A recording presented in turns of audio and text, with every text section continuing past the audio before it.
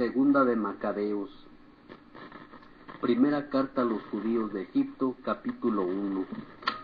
A los hermanos judíos que viven en Egipto, los saludan sus hermanos judíos que están en Jerusalén y en la región de Judea, deseándoles paz y felicidad. Que Dios los llene de bienes y recuerde su alianza con Abraham, Isaac y Jacob, sus fieles servidores. Que dé a todos corazón para adorarlo y cumplir su voluntad con gran generosidad y con ánimo sincero. Que les abra el corazón a su ley y a sus preceptos y les dé la paz. Que escuche sus súplicas y se reconcilie con ustedes y no los abandone en tiempo de desgracia. Esto es lo que estamos ahora pidiendo por ustedes. El año 169, siendo rey Demetrio, nosotros los judíos les escribimos en el peor momento de las pruebas que estábamos soportando en esos años, y les decíamos: Jasón y sus partidarios han traicionado la causa de la tierra santa y del reino, y quemaron las puertas del templo y derramaron sangre inocente. Pero suplicamos al Señor y hemos sido escuchados. Hemos ofrecido un sacrificio con flor de harina, hemos encendido las lámparas y presentado los panes. Por eso ahora les escribimos para que celebren la fiesta de las tiendas en el mes de Casleu de este año 188.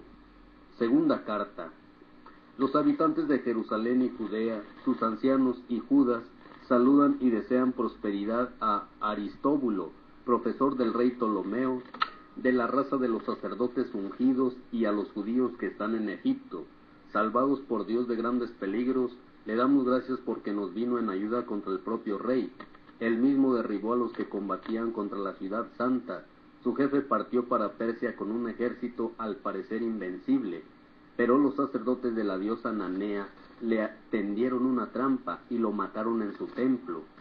Antíoco y con él sus amigos llegaron a ese lugar con el pretexto de desposarse con la diosa, pero querían apoderarse a título de dote de sus grandes riquezas. Los sacerdotes de Nanea las expusieron y él se presentó con unas pocas personas en el recinto sagrado.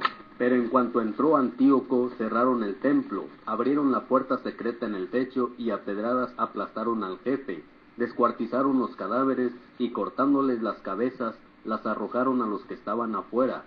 En todo esto sea bendito nuestro Dios, que ha entregado los impíos a la muerte. Estando a punto de celebrar el día 25 de Casleu la purificación del templo, nos ha parecido conveniente informarles para que también ustedes celebren la fiesta de las tiendas y recuerden el fuego aparecido cuando Nehemías, el que construyó el templo y el altar, ofreció sacrificios. Pues cuando nuestros padres fueron llevados a Persia, los sacerdotes piadosos de entonces tomaron brasas del altar y las escondieron secretamente en el fondo de un pozo seco, con tanta cautela que el lugar quedó ignorado de todos. Y pasados muchos años, cuando a Dios le pareció bien, Nehemías, despedido por el rey de Persia, mandó que los descendientes de los sacerdotes que habían escondido el fuego lo fueran a buscar. Pero como ellos informaron que no habían encontrado fuego, sino un líquido espeso, él les mandó que lo sacaran y trajeran. Y cuando estuvo dispuesto el sacrificio sobre el altar, Nehemías mandó a los sacerdotes que rociaran con aquel líquido la leña y lo que habían colocado sobre ella. Cumplida la orden y pasado algún tiempo, el sol, que antes estaba nublado, volvió a brillar y se encendió una llama tan grande que todos quedaron maravillados. Mientras se consumía el sacrificio, los sacerdotes rezaban, y con ellos todos los asistentes. Jonatán comenzaba y los demás con Nehemías respondían. La oración era la siguiente: Señor, Señor, Dios creador de todo, temible y fuerte, justo y misericordioso, tú, Rey único y bueno, tú, solo generoso, solo justo, todopoderoso y eterno, que salvas a Israel de todo mal, que elegiste a nuestros padres y los santificaste, acepta este sacrificio por todo el pueblo de Israel, guarda tu heredad y santifícala. Reúne a los nuestros dispersos, da la libertad a los que están esclavizados entre las naciones, vuelve tus ojos a los despreciados y humillados para que conozcan los paganos que tú eres nuestro Dios. Reprime a los que nos oprimen, nos insultan y nos tratan con desprecio. Planta a tu pueblo en tu lugar santo como dijo Moisés. Los sacerdotes cantaban los himnos. Cuando se consumieron las víctimas del sacrificio, Nehemías mandó derramar el líquido sobrante sobre unas grandes piedras. Hecho esto, se encendió una llamarada, pero fue vencida por el fuego.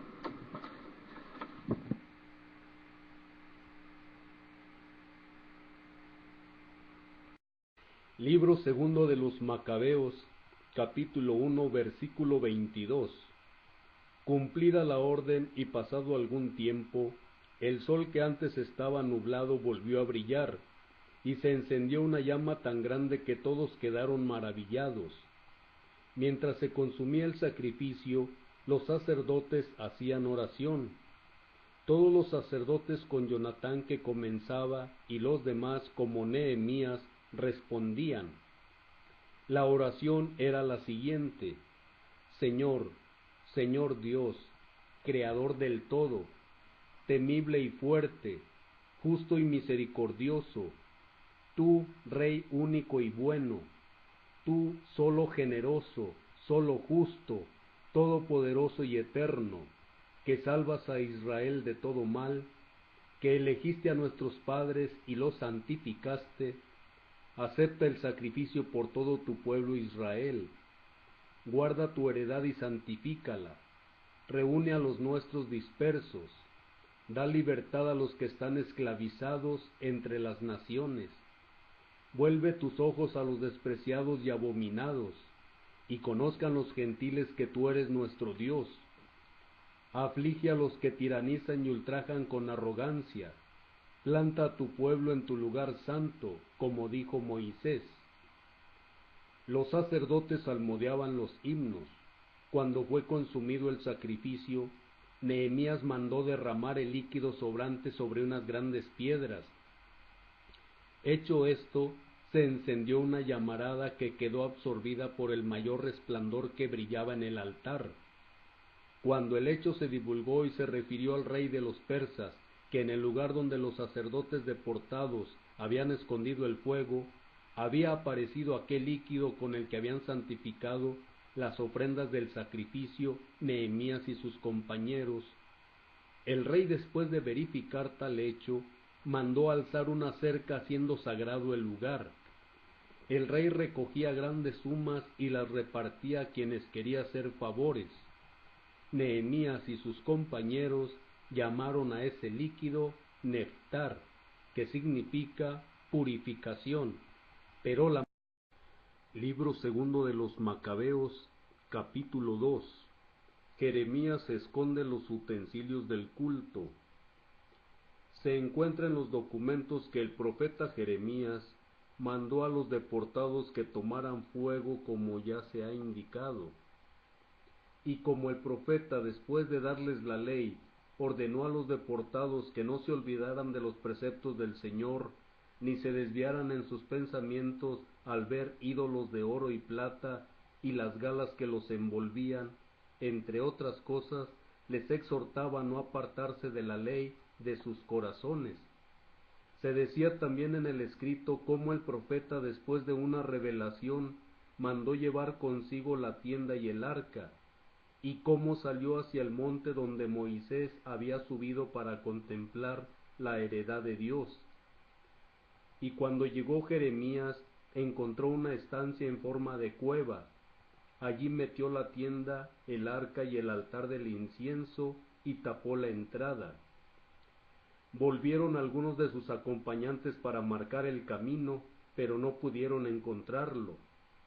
En cuanto Jeremías lo supo, les reprendió diciéndoles: este lugar quedará desconocido hasta que Dios vuelva a reunir a su pueblo y le sea propicio. El Señor entonces mostrará todo esto, y aparecerá la gloria del Señor y la nube, como se mostraba en tiempo de Moisés, y cuando Salomón rogó que el lugar fuera solemnemente consagrado. Dios tenga compasión de su pueblo disperso y lo reúna. Entonces el Señor mostrará de nuevo estos objetos y su gloria se manifestará con la nube, igual que se manifestó en tiempos de Moisés, y cuando Salomón pidió a Dios que viniera a consagrar su casa. Se explica también que Salomón, inspirado por su sabiduría, ofreció el sacrificio de la dedicación y de la terminación del templo, y así como había bajado fuego del cielo para la oración de Moisés, para consumir las ofrendas y la víctima sacrificada. Lo mismo por la oración de Salomón, bajó el fuego del cielo y consumió la víctima, y se cumplió lo dicho por Moisés.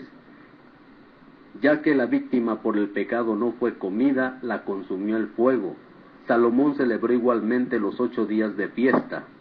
Este hecho se leía también en los archivos y en las memorias del tiempo de Nehemías. Ahí contaban que Nehemías inició una biblioteca y reunió los libros referentes a los reyes y a los profetas, los de David y las cartas de los reyes relativas a las ofrendas. De igual modo, Judas acaba de reunir todos los libros dispersos a consecuencia de la guerra que sufrimos, los cuales están en nuestras manos. Por tanto, cuando los necesiten, manden a alguien que los venga a buscar. Estando a punto de celebrar la fiesta de la purificación del templo, les decimos que harán bien en celebrar a sí mismos ustedes estas fiestas, pues Dios acaba de salvar a todo su pueblo y de devolver a todos la tierra de su herencia. Nos ha permitido recuperar su reino y el templo y restablecer el culto que se le da en ese templo como nos lo tenía ordenado en su ley. El mismo Dios, como esperábamos, se apiadará pronto de nosotros y nos reunirá de todas partes en el lugar santo, pues nos ha sacado de grandes males y ha purificado este lugar. La historia de Judas Macabeo y de sus hermanos ha sido escrita por Jasón de Cirene. Relató la purificación del templo del Altísimo, la dedicación del altar, las guerras contra Antíoco Epifanes y su hijo Eupátor, y las manifestaciones celestiales en favor de los que combatieron viril y gloriosamente por el judaísmo. Siendo pocos, liberaron a todo el país, e hicieron huir a muchedumbres de extranjeros. Recuperaron el templo famoso en todo el mundo, liberaron la ciudad y restablecieron las leyes que estaban a punto de ser abolidas, pues el Señor les fue propicio con toda bondad. Todo esto expuesto en 5 libros por Jasón de Cirene. Intentaremos nosotros resumirlo en uno solo, pues comprobamos que estos libros contienen muchísimas cifras, y sabemos que a los que quieren estudiar la historia se les hace difícil informarse de tantos hechos. Por lo tanto, nos hemos preocupado por ofrecer algo atractivo a los que deseen leer, facilidad a los que quieran aprenderlo de memoria, y provecho a cualquiera que lo lea. Para nosotros, que nos hemos encargado del trabajo penoso de este resumen, no ha sido una obra fácil, sino que nos ha costado harto hacerla, lo mismo que no resulta nada fácil preparar un banquete que sea del gusto de todos, pero hacemos como el organizador del banquete y soportamos con gusto esta fatiga para complacer a otros. Dejamos pues al historiador la tarea de narrar con exactitud todas las cosas y nos ceñimos a los grandes rasgos de un sencillo resumen, pues así como el arquitecto de una casa nueva tiene que preocuparse de toda la construcción, en tanto que los pintores y decoradores solo se preocupan de lo que se refiere a su oficio, así es lo que nos sucede a nosotros: analizar los pormenores, debatir los puntos discutibles, dedicar mucho tiempo a los detalles, y corresponde al historiador. Pero al que intenta adaptarla se le permite resumir y no presentar una narración completa de los hechos.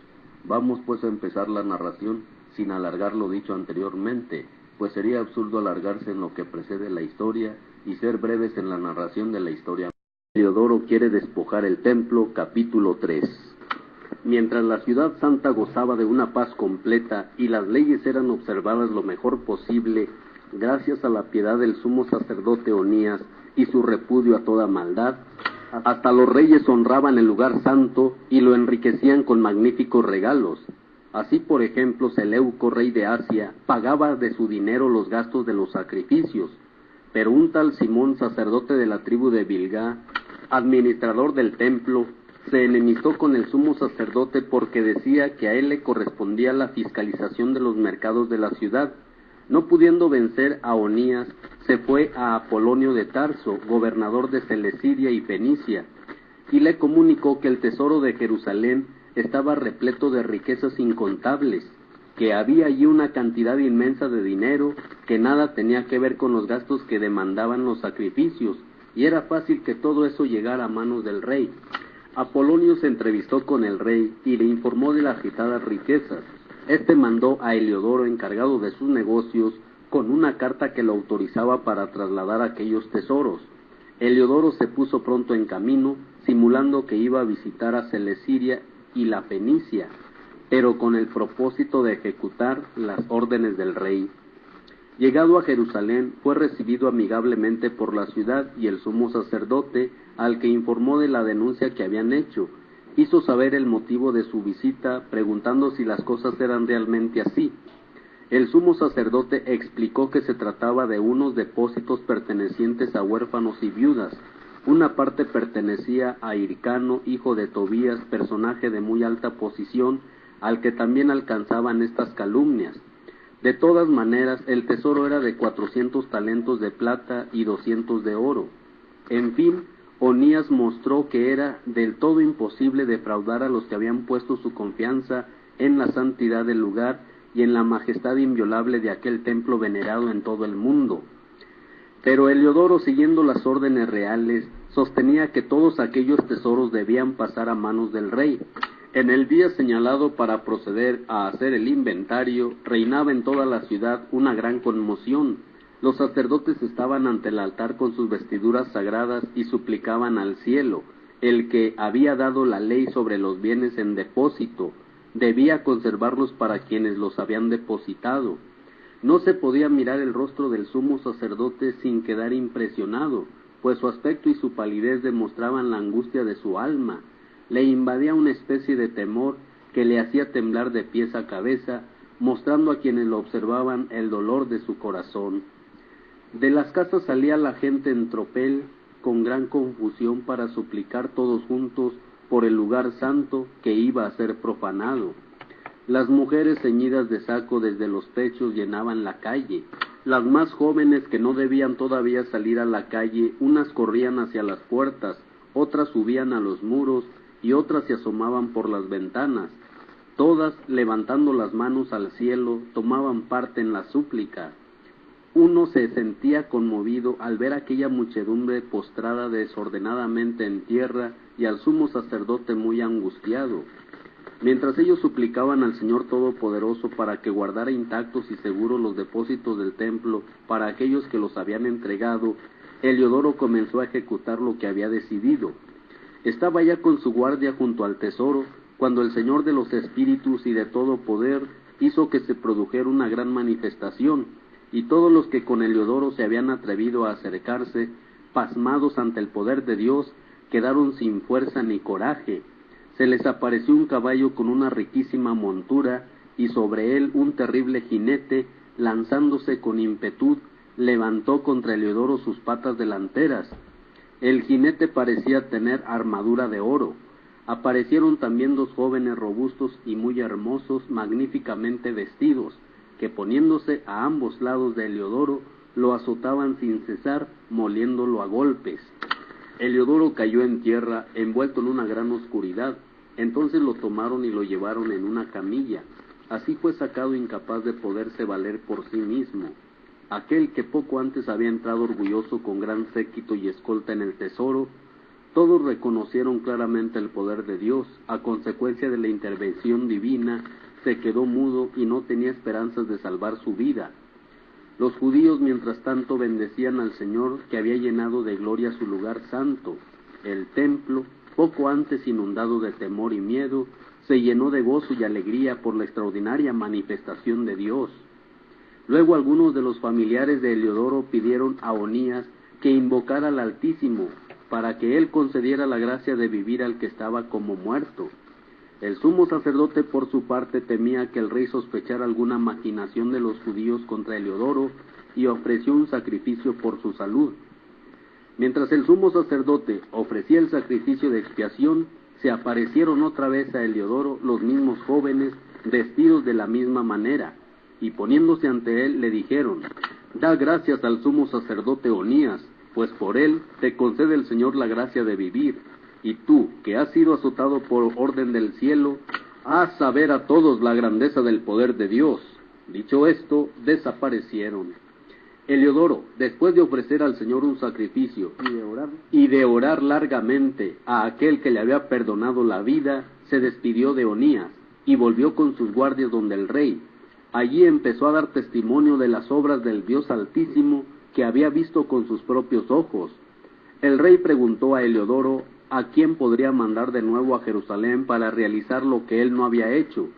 Heliodoro le respondió: si tienes algún enemigo a quien quieras eliminar, envíalo allá, y lo verás regresar maltrecho, si es que puede regresar, pues seguramente hay un poder divino en ese lugar. El mismo que habita en el cielo lo vigila y lo guarda, hiriendo de muerte a quienes penetran en él para profanarlo. Esto es lo que ocurrió a Heliodoro, y así fue como se salvó el tesoro. Capítulo 4.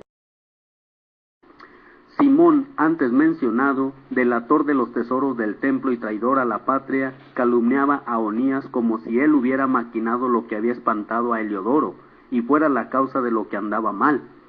Incluso se atrevió a acusar de conspiración contra el Estado al que era el mayor bienhechor de la ciudad, defensor de sus compatriotas y celoso observante de las leyes. La enemistad entre ellos vino a ser tal que incluso partidarios de Simón cometieron crímenes. Onías vio los peligros que entrañaba aquella rivalidad intolerable.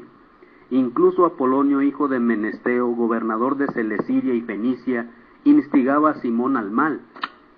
Por eso fue donde el rey, no para acusar a sus conciudadanos, sino por el bien de toda la nación, pues veía que era imposible pacificar la situación y detener las locuras de Simón sin la intervención del rey.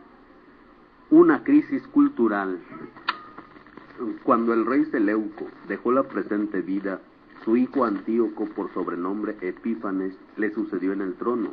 Entonces Jasón, hermano del sumo sacerdote Onías, usurpó su puesto.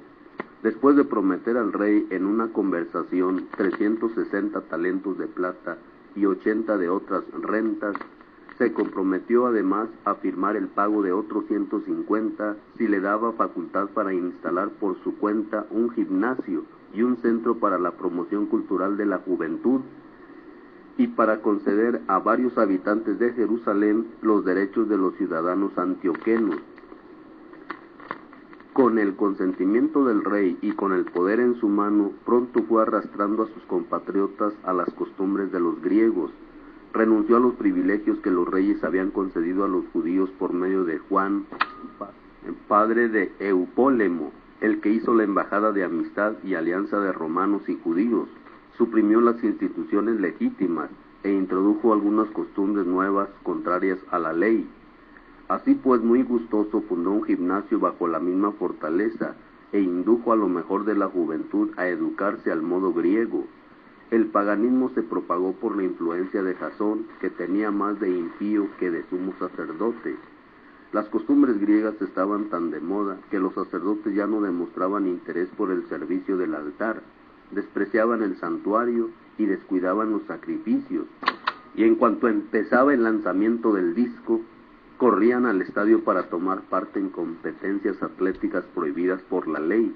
No apreciaban en nada los usos de sus padres y tenían por muy superiores los valores de los griegos, y con esto se pusieron a sí mismos en una situación difícil, pues aquellos que tomaban como modelos y cuyas costumbres querían imitar en todo, vinieron a ser sus enemigos y tiranos, porque no se violan impunemente las leyes divinas.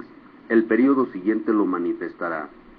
Y cuando se celebraron en Tiro los juegos quinquenales en presencia del rey, el criminal Jasón envió como representantes a algunos ciudadanos antioquenos de los habitantes de Jerusalén, y les encargó 300 dracmas de plata destinadas al sacrificio de Heracles. Estos representantes, al llegar, expresaron que no convenía emplear el dinero en este sacrificio y pidieron que se gastara en otras cosas. A la sola iniciativa de ellos se debió que aquel dinero enviado para el sacrificio de Heracles se empleara en la construcción de trirremes. Antíoco había enviado a Egipto a Apolonio, hijo de Menesteo, para representarlo en la entronización del rey Filometor.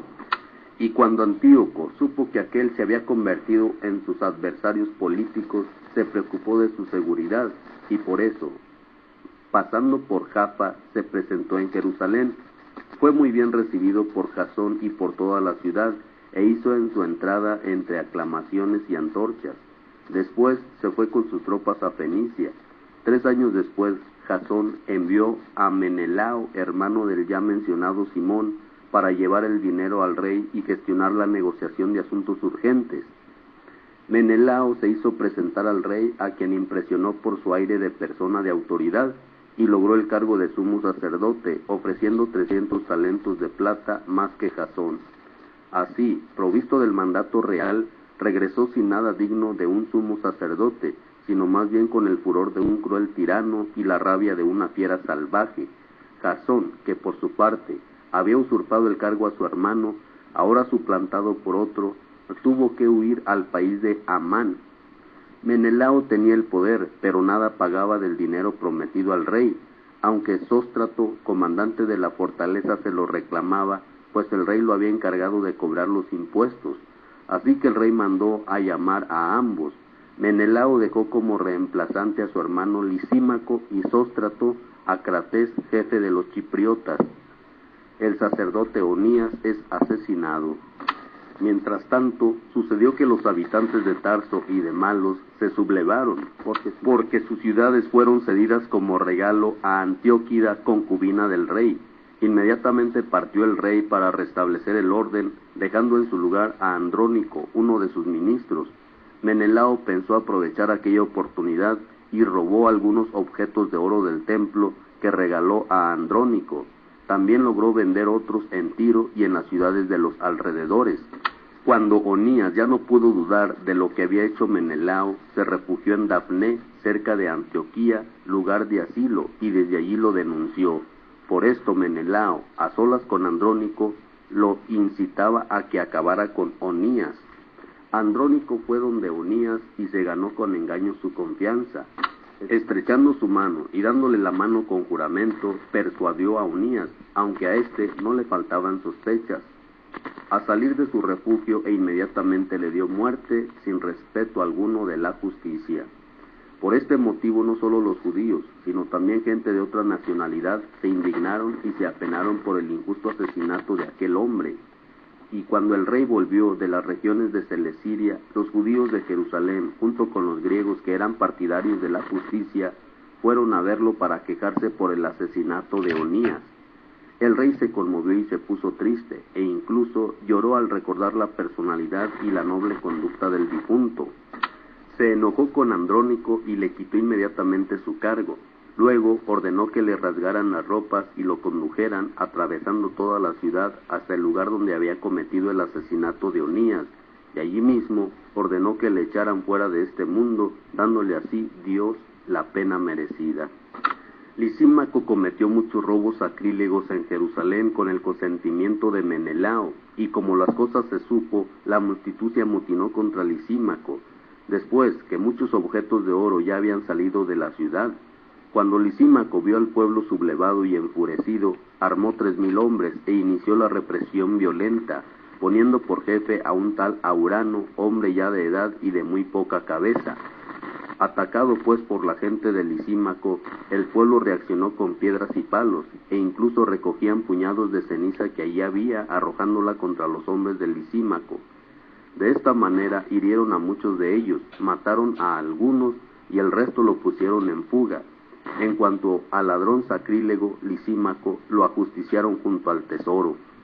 A propósito de estos hechos, se hizo un proceso contra Menelao. Cuando el rey llegó a Tiro, 3 hombres enviados por el consejo de ancianos de Jerusalén le dieron cuenta de aquellas crueldades. Viéndose perdido, Menelao prometió una gran cantidad de dinero a Ptolomeo, hijo de Dorímenes, para que dispusiera al rey en su favor. Así pues, Ptolomeo, llevando al rey aparte a una galería como para tomar el fresco, lo hizo cambiar de parecer, de modo que absolvió de todas las acusaciones a Menelao, el causante de todos los males. Más aún, condenó a muerte a sus infieles acusadores que hubieran sido absueltos, aun cuando los hubiera juzgado un tribunal de bárbaros. Inmediatamente fueron ejecutados los que habían defendido la causa de la ciudad, del pueblo y los vasos sagrados. Por este motivo, algunos tirios, indignados contra aquel crimen, les prepararon magníficos funerales. Menelao quedó en el poder gracias a la corrupción de los gobernantes, cada vez más criminal, convertido en tirano de su despoja el templo. Capítulo 5. Y por esta época, Antíoco preparaba una segunda expedición a Egipto. Sucedió que durante cerca de 40 días aparecieron en toda la ciudad, corriendo por los aires, jinetes vestidos de oro, tropas armadas y formadas en escuadrones, espadas desenvainadas, escuadrones de caballería en orden de batalla, ataques y cargas de una y otra parte, movimientos de escudos, muchas lanzas, flechas, lanzazos, resplandor de armaduras y corazas de toda clase. Todos suplicaban que aquellas apariciones anunciaran algo bueno. Al correrse el falso rumor de que Antíoco había muerto, Jasón, reuniendo unos 10,000 hombres, asaltó de improviso la ciudad. Se defendieron desde las murallas, pero una vez tomadas estas, toda la ciudad cayó en manos de Jasón, mientras que Menelao se refugió en la fortaleza. Jasón hizo una cruel matanza de sus conciudadanos, sin darse cuenta que las victorias contra los de su propia nación son la mayor derrota. Creía triunfar sobre enemigos cuando en realidad eran los de su pueblo, pero no pudo mantenerse en el poder, y sin haber logrado otra cosa que su propia vergüenza, tuvo que huir de nuevo a la tierra de Amán. Por último, tuvo un final desastroso, acusado ante Aretas, rey de los árabes, huyendo de ciudad en ciudad, perseguido por todos, despreciado como renegado de las leyes y odiado como verdugo de la patria y de sus conciudadanos. Fue desterrado a Egipto, y él, que había desterrado de la patria a muchos, murió en el destierro, pues fue hasta la Lacedemonia buscando allí protección por razón del parentesco que esa gente tiene con nuestro pueblo. El que había privado de sepultura a tantos murió sin que nadie llorase por él, no recibió honras fúnebres ni tuvo un lugar en el sepulcro de sus padres. Persecución de Antíoco. Cuando estos sucesos llegaron a noticia del rey, él pensó que toda Judea se había sublevado, se puso furioso, y saliendo de Egipto, vino a tomar Jerusalén por las armas. Mandó a sus soldados que matasen sin compasión a cuantos se encontraran, y degollaran también a todos los que se refugiaran en sus casas. Perecieron jóvenes y viejos, fueron asesinados hombres, mujeres y niños, y pasaron por la espada tanto a niños de pecho como a muchachos. En solo 3 días hubo 80,000 víctimas, 40,000 perecieron en la matanza, y otros tantos fueron vendidos como esclavos. No contento con esto, Antíoco se atrevió a entrar en el templo más santo de toda la tierra, guiado por Menelao, el traidor a las leyes y a la patria, y con sus manos manchadas tomó los vasos sagrados, y arrebató con sus manos profanas los objetos que otros reyes habían regalado para gloria y honor del templo.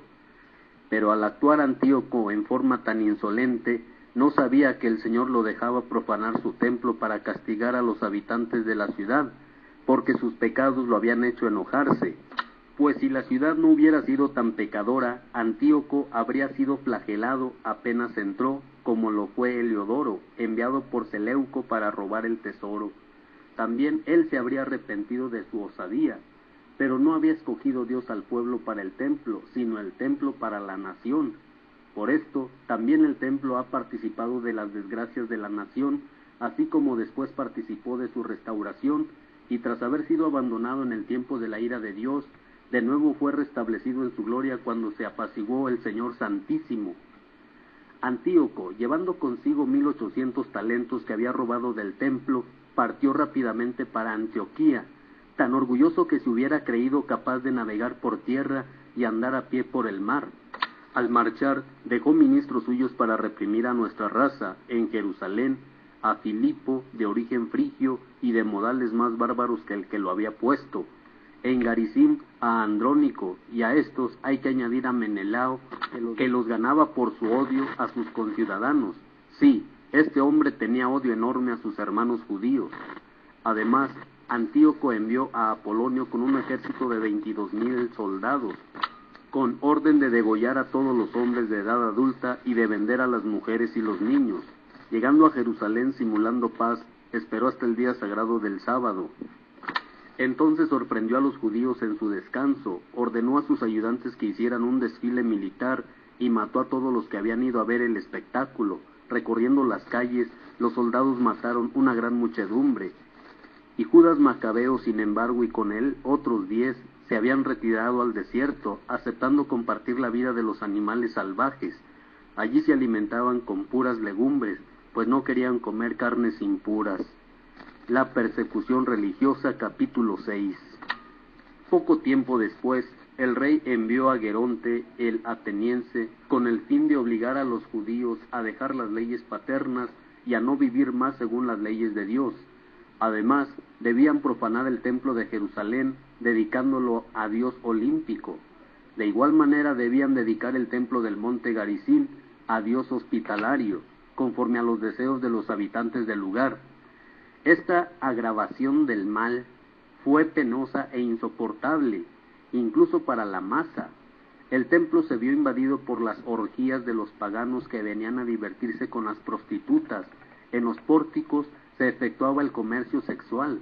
Además, introducían en el templo cosas no permitidas por la ley. El altar estaba cubierto de víctimas impuras, prohibidas por las leyes. Ya no se permitía celebrar el sábado u observar las costumbres de nuestros padres. No podía uno ni siquiera declarar que era judío. Por el contrario, eran obligados a celebrar mensualmente el Día del Rey con un sacrificio. Así también cuando llegaban las fiestas de Dionisio, eran obligados a seguir su desfile y a ponerse coronas de flores. Por sugerencia de los habitantes de Ptolemaida, se envió un decreto a las ciudades griegas vecinas, ordenándoles que procedieran de la misma forma contra los judíos que ahí vivían, y que éstos participaran en el sacrificio. Los que no quisieran adoptar las costumbres griegas serían degollados. Entonces se pudo apreciar la magnitud de los males que se venían encima. 2 mujeres fueron denunciadas por haber hecho sobre sus hijos el rito de la circuncisión. Las hicieron pasear por toda la ciudad con sus hijos atados a los pechos. Después las arrojaron por la muralla. Otros que se habían ocultado en una cueva para celebrar el sábado fueron denunciados a Filipo y quemados, sin que se defendieran por respeto al sábado. Ruego a los lectores de este libro que no se escandalicen por estas desgracias. Consideren que no sucedió esto para destrucción, sino para educación de nuestra raza. Y es que Dios demuestra su benevolencia cuando no deja que los pecadores sigan pecando durante largo tiempo, sino que al contrario, interviene pronto para castigarlos. Tratándose de los demás pueblos, Dios espera pacientemente que colme la medida de sus pecados para darles el castigo, mientras que con nosotros procede de una manera diferente, pues no espera para castigarnos que hayamos colmado la medida. Por eso nunca aparta su misericordia de nosotros y no abandona a su pueblo, incluso cuando nos castiga mediante la adversidad. Sirva lo anterior como una manera de hacer resaltar estas verdades. Y ahora continuemos el relato. Martirio de Eleazar. Eleazar, uno de los principales maestros de la ley, ya anciano y de noble aspecto, fue obligado abriéndole la boca a la fuerza a comer carne de cerdo, pero él prefirió una muerte honrosa a una vida infame. Fue voluntariamente al sacrificio y lo golpearon hasta que murió. Escupió el pedazo de carne con valentía, como lo deben hacer los que no desean hacer cosas prohibidas, aún a riesgo de perder la vida.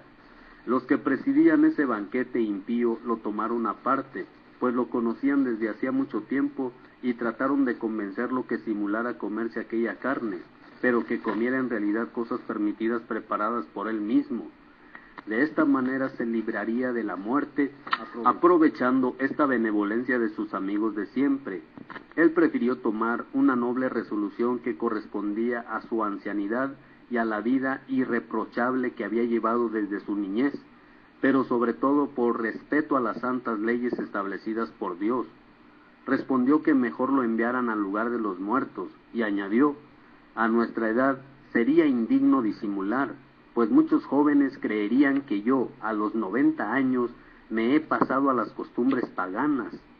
Con esta simulación y por miedo a perder lo poco de vida que me queda, yo los llevaría a traicionar también a ellos, deshonrándome en mi vejez. Aunque ahora me salvara de los hombres, no me salvaría sea vivo o muerto de las manos del Todopoderoso. Por tanto, prefiero sacrificar mi vida con valentía, portándome como corresponde a mi vejez. Así dejaré a los jóvenes un ejemplo generoso, muriendo valientemente por las sagradas y santas leyes. Habiendo dicho esto, se entregó al suplicio. Los que mandaban consideraron que hablaba como una locura y cambiaron su suavidad anterior por dureza. Él, ya casi al morir, dijo gimiendo: el Dios santo que todo lo ve, sabe que pudiendo librarme de la muerte, sufro en mi cuerpo tormentos atroces, mas en mi alma sufro gustoso por el respeto que le tengo. Y con su muerte dejó un ejemplo de nobleza y un monumento de virtud y fortaleza. Martirio de los 7 hermanos, capítulo 7. Y también arrestaron a 7 hermanos con su madre. El rey quiso obligarlos, haciéndolos azotar con nervios de buey, a que comieran carne de cerdo prohibida por la ley. Uno de ellos, hablando a nombre de todos, dijo: ¿qué quieres preguntarnos y saber? Estamos prontos a morir antes que a quebrantar la ley de nuestros antepasados. El rey se enfureció e hizo poner al fuego ollas y sartenes, y cuando estuvieron ardientes, ordenó que cortaran la lengua al que había hablado el nombre de todos, le arrancaran la piel de la cabeza y le cortaran pies y manos a la vista de sus hermanos y de su madre. Cuando estuvo completamente mutilado, el rey ordenó que, estando todavía vivo, lo acercaran al fuego y lo echaran en una sartén.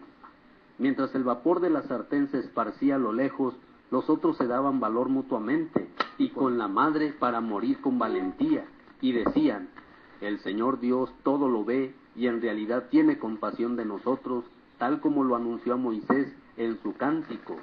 En él dice claramente: el Señor tendrá piedad de sus servidores. Cuando el primero dejó de este modo la vida, trajeron al suplicio al segundo. Después de haberle arrancado la piel de la cabeza con los cabellos, le preguntaron: ¿qué prefieres, comer carne de cerdo o ser torturado en todo tu cuerpo? Él contestó en la lengua de sus padres: no comeré, por lo cual fue también sometido a la tortura.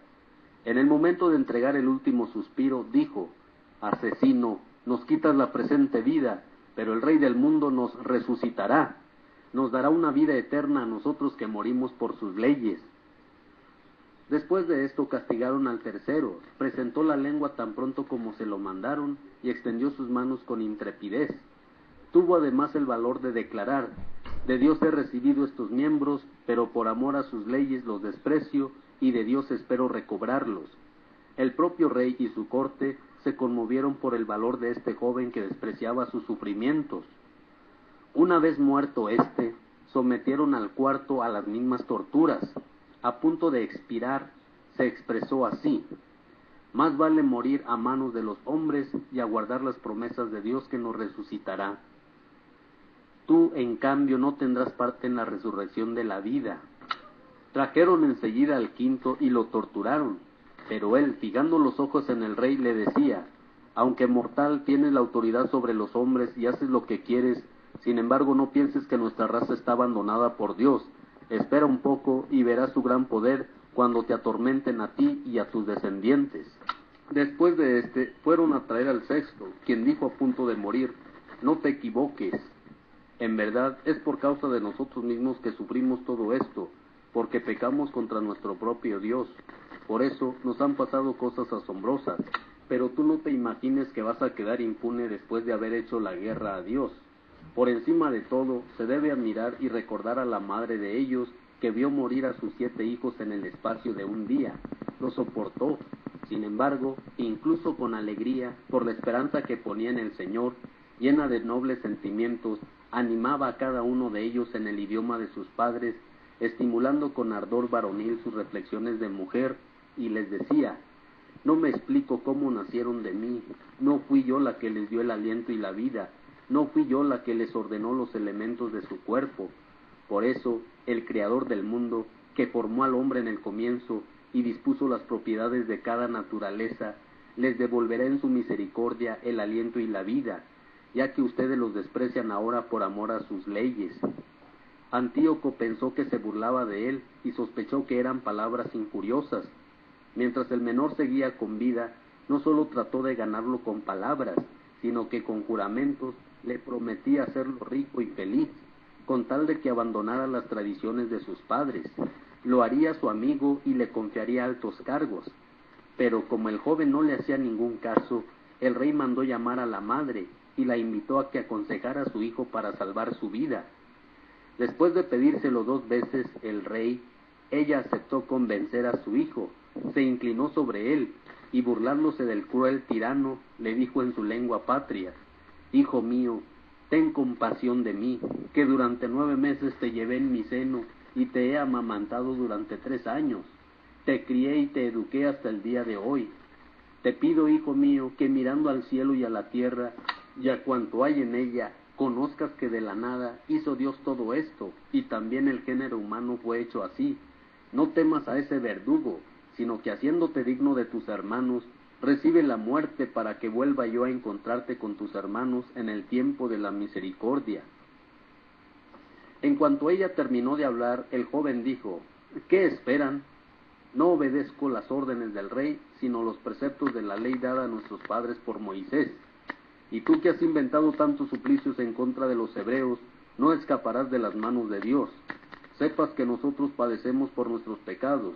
Es verdad que nuestro Señor que vive está por breve tiempo enojado para castigarnos y corregirnos, pero de nuevo se reconciliará con sus siervos. Y tú, el más criminal e impío de los hombres, no te pongas orgulloso, ni te dejes arrastrar por tus vanas esperanzas. No levantes tu mano contra los hijos del cielo, porque todavía no has escapado del juicio de Dios, que todo lo puede y todo lo ve. Ahora mis hermanos han terminado de sufrir un breve tormento por una vida que no se agotará. Están ahora en la amistad de Dios.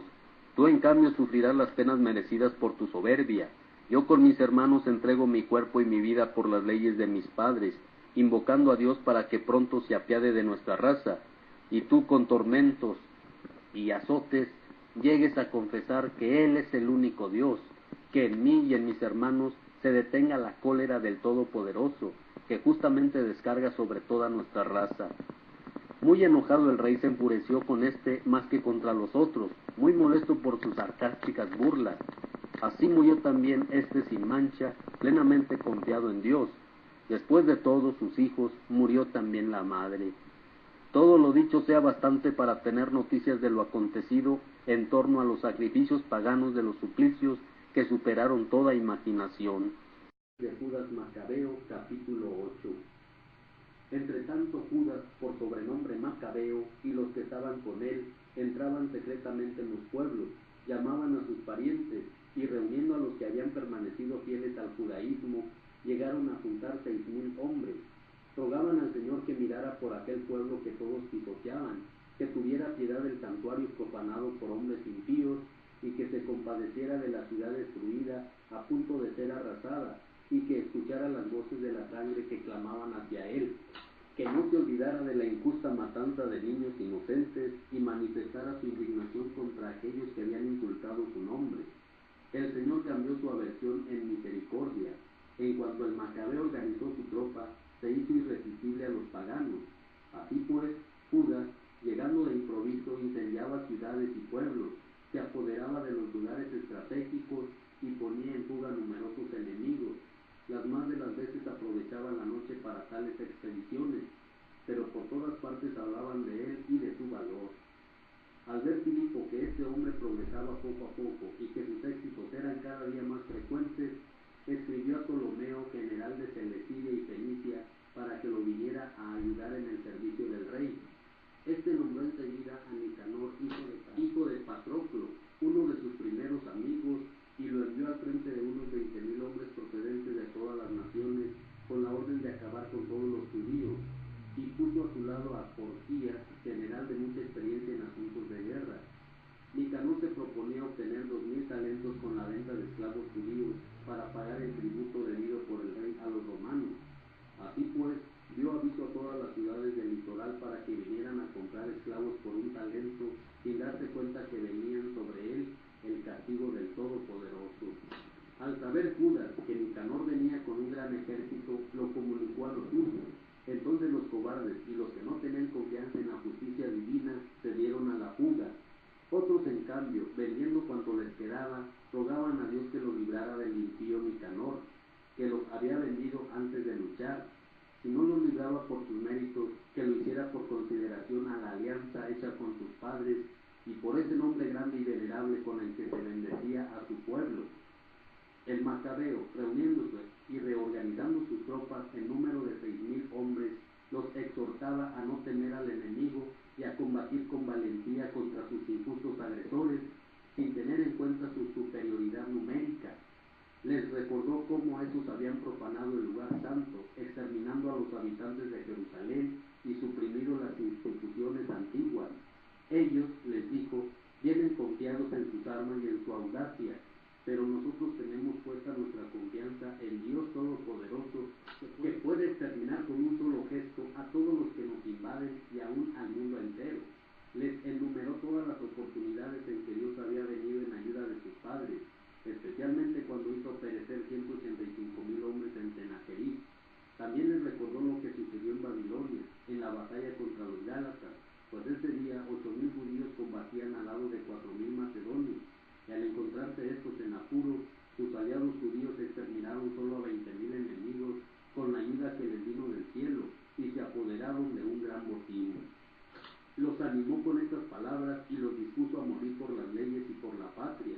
Entonces dividió el ejército en 4 cuerpos. Al frente de cada uno puso a sus hermanos, Simón, José y Jonatán, con 1,500 hombres cada uno. Mandó leer el libro sagrado y dio como contraseña auxilio de Dios. Luego, él mismo al frente del primer batallón, cayó sobre Nicanor, hiriendo y mutilando a muchos. El resto se dio a la fuga. Se apoderaron del dinero de los que habían venido a comprarlos y los persiguieron durante bastante tiempo, pero ya se hacía tarde y se vieron obligados a volverse porque era la vigilia del sábado. Esta fue la razón por la cual dejaron de perseguir a sus enemigos. Recogidas las armas y los despojos del enemigo, celebraron el sábado en aquel día en que Dios empezaba a manifestarles su misericordia. Pasado el sábado, repartieron parte del botín entre los que habían sido torturados, las viudas y los huérfanos. Lo demás se lo repartieron entre ellos y los suyos. Hecho esto, pidieron al Señor misericordioso en una oración pública que se reconciliara definitivamente con sus siervos. Después, en un encuentro con el ejército de Timoteo y Báquides, mataron a más de 20,000 hombres y se adueñaron de ciudades fortificadas.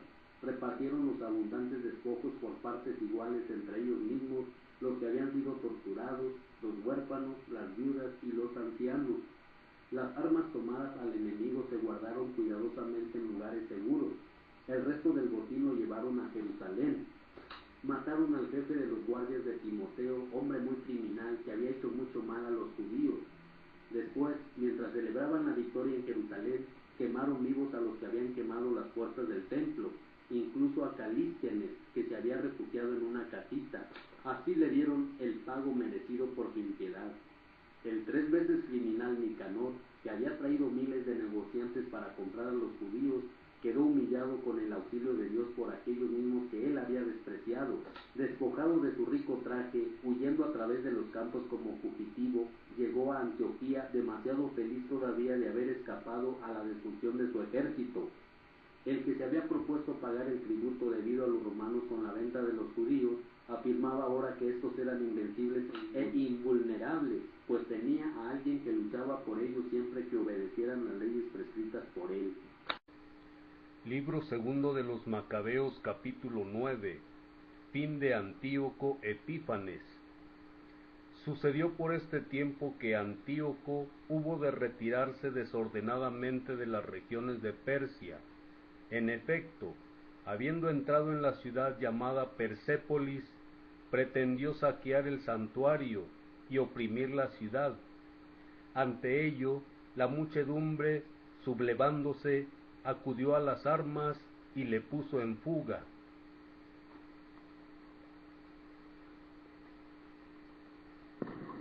Los del lugar echaron a Antíoco y a los suyos, que huyeron muy avergonzados. Al llegar a Ecbatana, le informaron de lo ocurrido en Israel a sus 2 generales, Nicanor y Timoteo. Enfurecido, se propuso hacer pagar a los judíos la ofensa que acababa de recibir en Persépolis cuando lo obligaron a huir. Mandó al conductor de su carro que apresurara la marcha y no parara hasta terminar el viaje. Ya el juicio de Dios venía sobre él, pues orgulloso decía: en cuanto llegue a Jerusalén, la convertiré en un cementerio de judíos.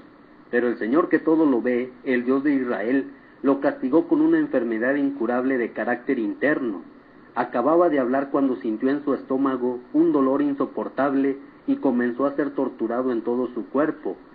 Esto era totalmente justo para quien había torturado de igual manera a otros con un sinnúmero de suplicios nuevos, pero no por eso se puso menos arrogante. Enfurecido contra los judíos, dio orden de apresurar aún más la marcha, pero como su carro corría muy fuerte, Antíoco cayó y se le descompuso todo el cuerpo. Poco antes pensaba dominar con su orgullosa superioridad desde las montañas hasta el mar. Ahora tenía que ser llevado en una camilla, dando a todos testimonio evidente del poder de Dios. Tan podrido estaba su cuerpo que hasta gusanos tenía, y sus carnes vivas aún caían a pedazos entre desgarramientos y dolores. Su fetidez era intolerable y apartaba a todo el ejército. Nadie se acercaba al que poco antes pensaba tocar los astros del cielo con la mano. Solamente entonces, torturado por aquellas llagas, comenzó a decaer su soberbia. Al ver que sus dolores aumentaban, se dio cuenta que era un castigo de Dios. Ni él mismo podía soportar su fetidez. Decía: ¿es justo someterse a Dios? El mortal no debe igualarse a él.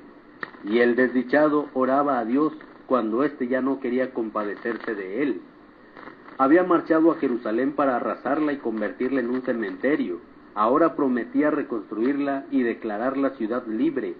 Ofrecía además igualar con los atenienses a aquellos judíos a los cuales había negado sepultura y que habían de ser arrojados junto con sus hijos a las fieras.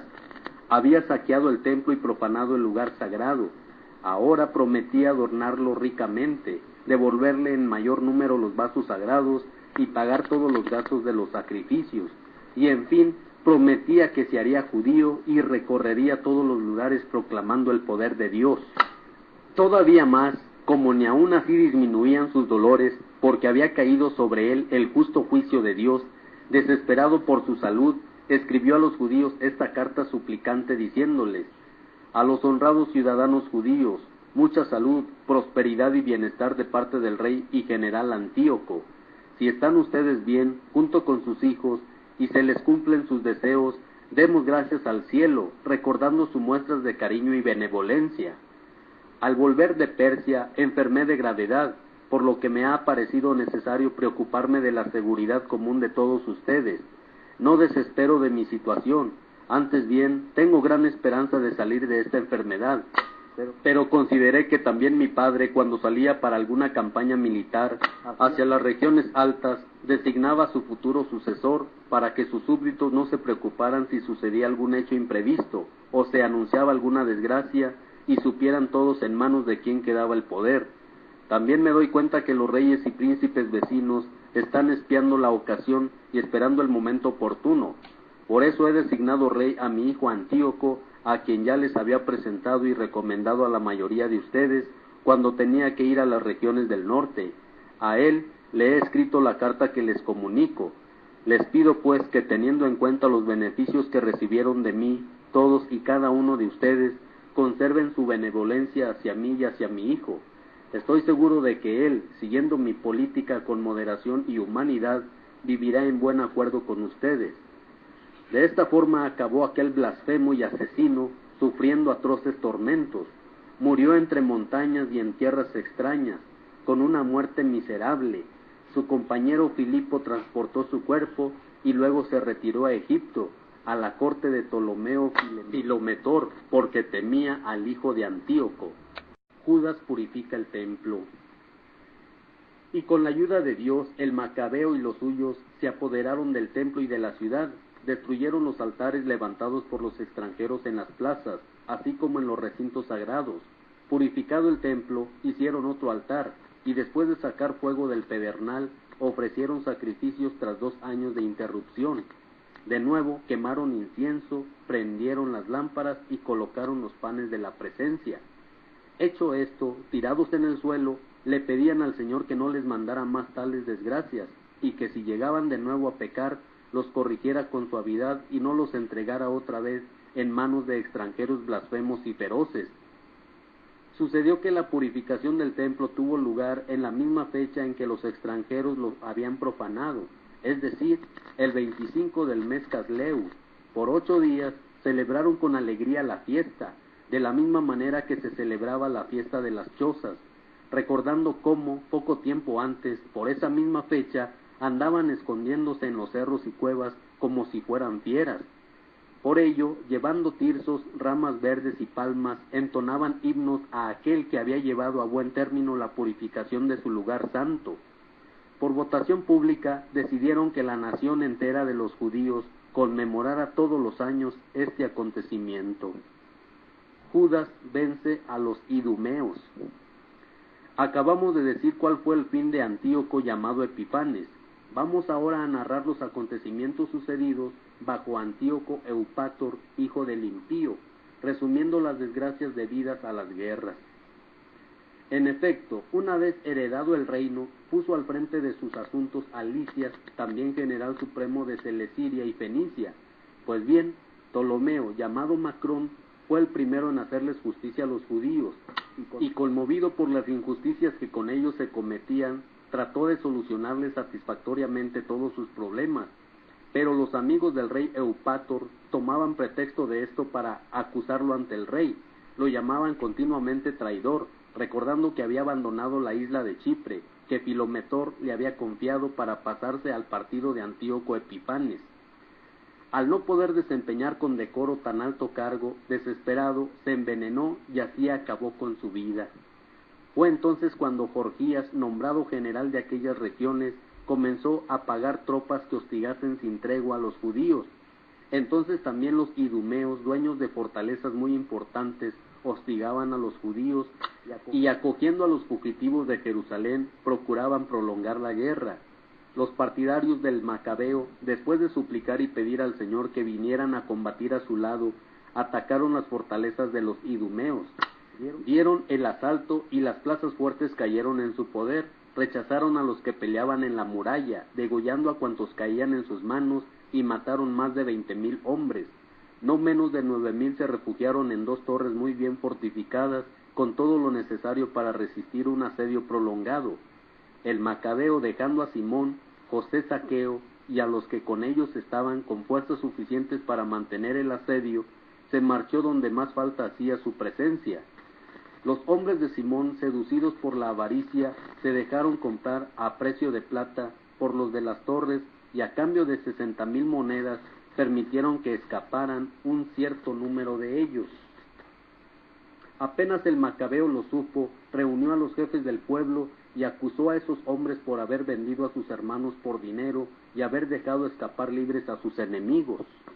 Los condenó a muerte por traidores y enseguida se apoderó de las torres. Mató a más de 20,000 en las 2 fortalezas, dando así feliz remate a las empresas que habían emprendido. Timoteo, que había sido vencido antes por los judíos, reunió numerosas fuerzas extranjeras y un gran número de caballos traídos de Asia, y se presentó con la intención de conquistar Judea por las armas. Ante su avance, los hombres del Macabeo, suplicando a Dios, se cubrieron de polvo la cabeza y se vistieron de saco, y postrándose al pie del altar, pedían a Dios que se portara bien con ellos y mal con sus enemigos, que hiciera adversario de sus adversarios, como está escrito en la ley. Y terminada la oración, tomaron las armas y se alejaron de la ciudad, pero cuando llegaron cerca del enemigo se detuvieron. Apenas salido el sol, se entabló la batalla. Unos llevaban como garantía de éxito y victoria, además de su valor, la confianza en su Señor. Otros combatían inspirados por el odio. En lo más encarnizado de la batalla, se aparecieron desde el cielo a los enemigos 5 hombres resplandecientes, que montados sobre caballos con bridas de oro, encabezaban a los judíos. Rodeando al Macabeo lo defendían con sus armas, haciéndolo invulnerable, y al mismo tiempo lanzaban flechas y rayos contra los enemigos, que caían y se dispersaban en el mayor desorden, heridos de ceguera. Murieron 20,500 de a pie y 600 jinetes. Timoteo se refugió en una fortaleza muy bien guardada llamada Gázara, donde mandaba Quereas. Las fuerzas del Macabeo asediaron con gran valentía la fortaleza durante 4 días. Los de dentro, confiados en la solidez de la fortaleza, proferían insultos y maldiciones. Cuando amaneció el 5.º día, 20 jóvenes de las tropas del Macabeo, enfurecidos por las blasfemias que oían, se lanzaron valientemente contra la muralla, y con su salvaje furia mataron a cuantos se les ponían delante. Otros aprovecharon esta diversión para subir también a la muralla, prendieron fuego a las torres y encendieron hogueras, quemaron vivos a los blasfemos. Los primeros echaron a tierra las puertas para que entrara el resto del ejército y se apoderaron de la ciudad. Mataron a Timoteo, que se había escondido en un pozo, así como a su hermano Quereas y a Apolófanes. Al término de esta hazaña entonaron himnos de alabanzas al Señor, que había engrandecido a Israel y le había dado la victoria. Guerra con Lisias, capítulo 11. Poco tiempo después, Lisias, tutor y pariente del rey, que era jefe del gobierno, muy disgustado por todo lo sucedido, reunió casi 80,000 hombres y todas las fuerzas de caballería, y se puso en marcha contra los judíos con la intención de hacer de la ciudad de Jerusalén una población de griegos, convertir el templo en fuente de ingresos como los demás santuarios de los paganos, y poner cada año en venta el cargo de sumo sacerdote. No tomaba en cuenta para nada el poder de Dios. Subió con sus regimientos de infantería, sus millares de jinetes y sus 80 elefantes. Entró en Judea, se acercó a Betsur, ciudad fuerte a unos kilómetros de Jerusalén, y la sitió. Cuando los hombres del Macabeo supieron que se ponía sitio a sus ciudades fuertes, suplicaron al Señor junto con todo el pueblo, en medio de gemidos y lágrimas, que enviara un ángel bueno para salvar a Israel.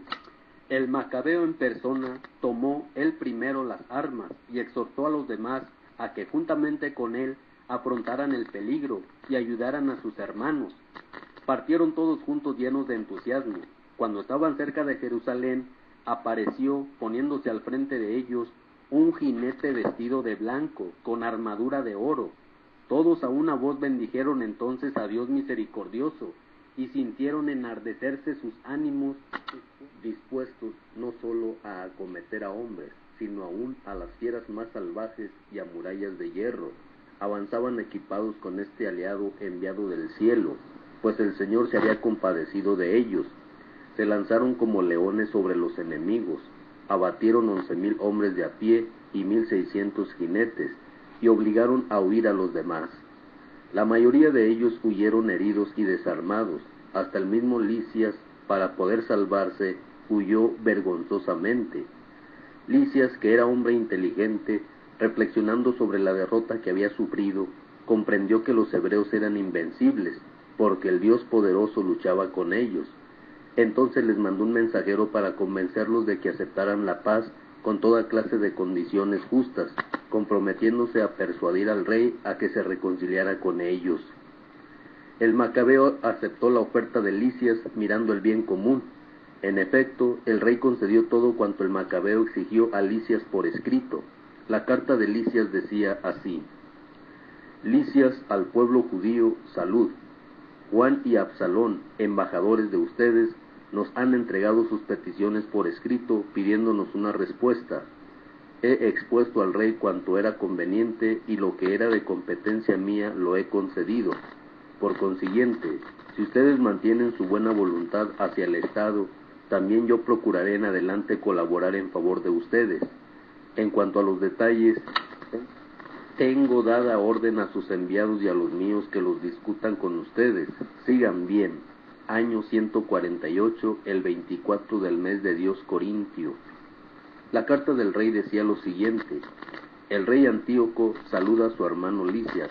Al tomar la sucesión de nuestro padre, que pasó a donde viven los dioses, deseamos que todos nuestros súbditos vivan sin inquietudes y se puedan dedicar cada uno a sus propias ocupaciones. Habiendo oído que los judíos no están de acuerdo en adoptar las costumbres griegas, como era voluntad de mi padre, y ruegan se les permita vivir según sus leyes, deseando por nuestra parte que esta nación viva en paz, hemos decretado que les sea restituido el templo y se les deje vivir según las leyes y costumbres de sus padres. Harás bien, pues, si envías embajadores para pactar la paz con ellos, que sepan nuestro firme propósito, y así se tranquilicen y puedan dedicarse con alegría a sus propias ocupaciones. La carta del rey al pueblo judío era esta: el rey Antíoco al consejo de los ancianos y a todo el pueblo judío, salud. Si gozan de buena salud, nos alegramos de ello, también nosotros estamos bien. Nos ha informado Menelao que desean volver a sus casas y a sus ocupaciones.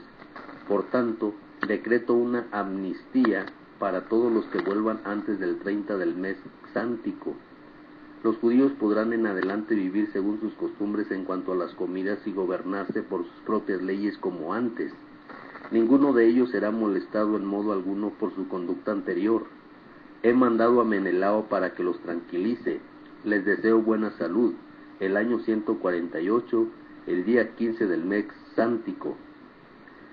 Y también los romanos les enviaron una carta con el siguiente contenido: Quinto Memio y Tito Mnaio, enviados de los romanos, saludan al pueblo judío. Todo lo que Lisias, pariente del rey, les ha concedido, también nos parece bien a nosotros. Referente a lo que Lisias creyó conveniente informar y consultar con el rey, estudien ustedes con cuidado el asunto y mándenos enseguida a alguien, a fin de que nosotros podamos exponerle al rey todo de un modo favorable para ustedes, pues ahora nos dirigimos a Antioquía. Dense prisa, pues, en enviarnos a algunos de ustedes para que conozcamos sus planteamientos. Les deseamos buena salud. El 15 del mes xántico del año 148. Campañas y victorias contra los pueblos vecinos, capítulo 12.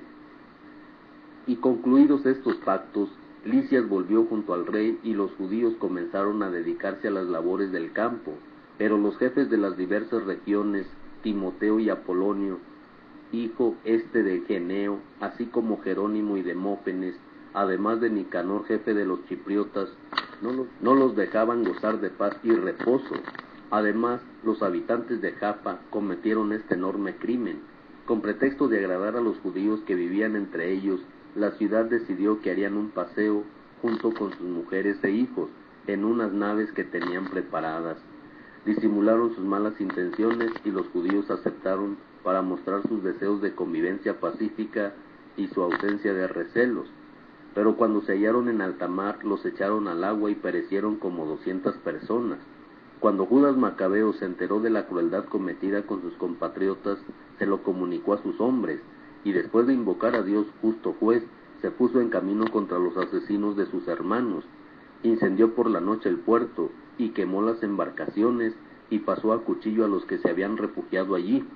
Pero como cerraron las puertas, no pudo entrar en la ciudad, y se retiró con intención de volver otra vez, y exterminar por completo a todos los habitantes de Jaffa. Supo entre tanto que los habitantes de Jabnia querían actuar de la misma forma con los judíos que allí habitaban.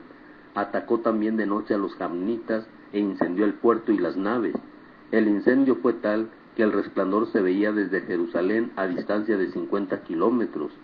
Se alejaron de allí para marchar contra Timoteo, pero a unos 2 kilómetros los atacaron 5,000 árabes apoyados por 500 jinetes. Se armó una sangrienta batalla en la cual los hombres de Judas salieron vencedores con la ayuda de Dios. Los árabes vencidos pidieron la paz, se comprometían a darles ganado y ayudarlos en adelante. Judas, convencido de que en efecto podrían serle útiles, hizo la paz con ellos y se retiraron a sus campamentos. Judas atacó una ciudad fortificada con fosos y murallas llamadas Caspín. Vivían en ellas gentes de todas las razas. Los sitiados, que se sentían seguros por la robustez de los muros y porque tenían sus almacenes llenos de alimentos, despreciaban y trataban groseramente con insultos a los hombres de Judas. Además, proferían blasfemias y palabras sacrílegas. Los hombres de Judas, después de invocar al gran soberano del mundo, que sin máquinas de guerra había derribado los muros de Jericó en tiempos de Josué, se lanzaron ferozmente contra los muros. Dios quiso que se apoderaran de la ciudad, y entonces hicieron tal carnicería que el lago vecino, de 500 metros de largo, parecía lleno de sangre. Batalla de Carnión. Tras una marcha de 150 kilómetros, llegaron a Jaraca, donde los judíos llamados tubienses, allí no pudieron encontrar a Timoteo, pues éste se había ido sin haber conseguido nada, dejando en el lugar una guarnición muy fuerte.